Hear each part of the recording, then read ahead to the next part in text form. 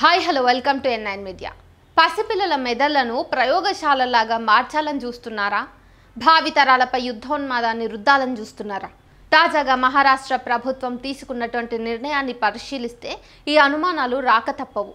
BJP ఏలుబడిలో ఉన్న ఆ రాష్ట్రం ఈ ఏడాది పాఠశాల విద్యలో కొత్త పథకాన్ని తీసుకొచ్చింది. విద్యార్థులకు ప్రాథమిక స్థాయి నుండే సైనిక శిక్షణ ఇవ్వాలనే నిర్ణయం తీసుకున్నారు. ఈ శిక్షణ కోసం 2.5 లక్షల మంది మాజీ సైనికులను కేటాయించాలనుకున్నట్టుగా దశల వారీగా దీన్ని అమలు చేయనున్నట్టుగా ప్రకటించారు. వాస్తవానికి బాల్యం అంటే కల్లాకపటం ఎరుగని వయస్సు.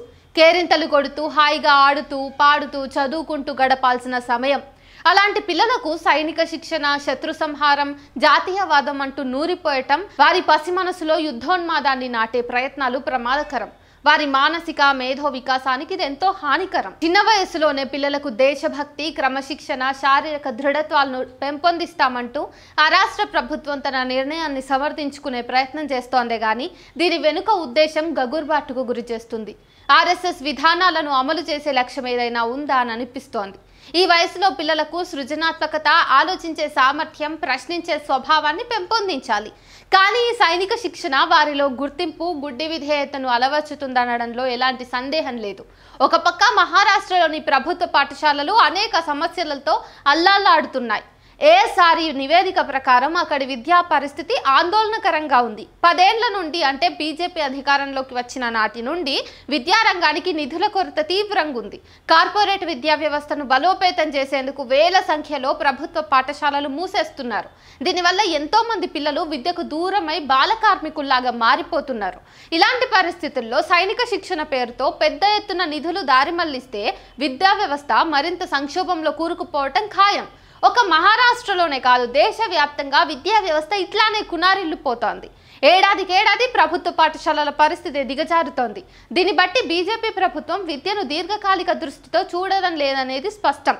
విద్యారంగంలో ఉన్న సమస్యలను పట్టించుకోకుండా, వాటిని పరిష్కరించకుండా మహారాష్ట్రలో ఇప్పుడు సైనిక శిక్షణకు అత్యంత ప్రాధాన్యం ఇవ్వటంలో ఆంతర్యం ఏంటో దేశం యావత్తు అర్థం చేసుకుంటోంది. నిజానికి విద్యా వ్యవస్థలో ఇలాంటి కీలకమైన మార్పులు తెచ్చే ముందు విస్తృతమైన చర్చ జరగాల్సి ఉంటుంది.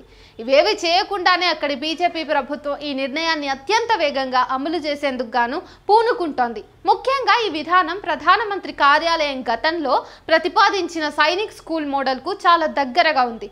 రిపోర్టర్స్ కలెక్టివ్ సంస్థ నివేదిక ప్రకారం కేంద్రంలో అధికారంలో ఉన్న బీజేపీ ప్రభుత్వం ఇప్పటికే 67% సైనిక్ స్కూళ్లను సంఘ్ పరివార్ బీజేపీ నాయకులు వారి అనుయాయుల మిత్రులకు అప్పగించింది. వారు ఆ పాఠశాలల్లో మతోన్మాద పాఠాలను నిర్విరామంగా బోధిస్తున్నారు. మొదటి నుండి విద్యను కాషాయీకరించడం ఆర్ఎస్ఎస్ లక్ష్యం.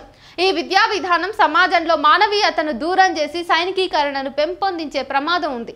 ఇవేవి పట్టని కాషాయ దళం తమ లక్ష్యానికి ఎలాంటి ఆటంకాలు లేకుండా చేసుకునేందుకు ముందుగా తమకు అనుకూలమైన రాష్ట్రాలను వాడుకుంటోంది. ఏది ఏమైనా విద్యారంగంలో సైనిక శిక్షణ విద్యా వ్యవస్థలో అనేక కొత్త సమస్యలను తెచ్చిపెట్టే ప్రమాదం ఉంది. విద్యావేత్తలు కూడా ఇదే విషయాన్ని నొక్కి చెబుతున్నారు. దేశభక్తి పేరుతో బాల్యాన్ని సైనికీకరించే ప్రయత్నంలో భాగమే ఇదని విమర్శిస్తున్నారు. శత్రువుపై పోరాడాలి అనే భావన వారి మనసులో అనవసరపు భయాన్ని కలిగించే అవకాశము లేకపోలేదు. ఇంకా చెప్పాలంటే ఇది వారి సున్నితమైన మనస్సును దెబ్బతీసి మానసిక సమస్యలకు దారితీసే అవకాశాలున్నాయి. ముమ్మాటికి ఇది పిల్లల స్వేచ్ఛను హననం చేయడమే.